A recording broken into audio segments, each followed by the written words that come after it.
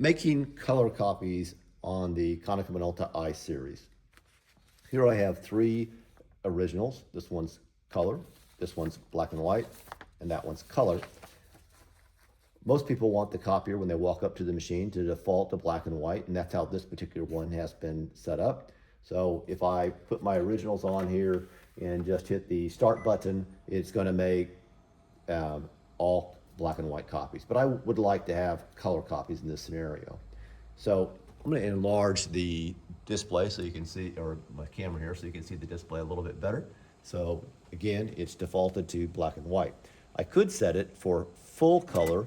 The only disadvantage to that is that when it fed that black and white copy, it's going to register it as a color copy, and color copies cost a little bit more than black and white. So I want to be frugal.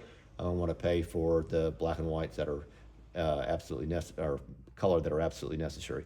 So I set it for auto color. What's really cool about this is that when it feeds a color original, it's going to print it in color, but when it feeds a black and white original, it'll do it in black and white.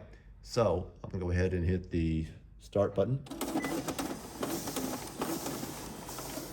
So when it feeds in the color copy, it's going to print it on, make a color copy, color original, make a color copy, black and white, it's going to make a black and white, and so forth.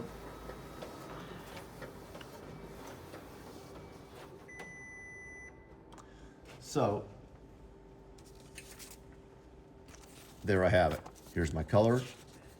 When it's color, black and white, when it's black and white, and then color when it's color. The only time that you might want to do full color is if maybe there were just a couple little things that were a couple of dots. Maybe I wanted it in color. Yeah, that I wouldn't want the machine to get confused. Then I would set it for full color. But for the most part, auto color is what you would want to use.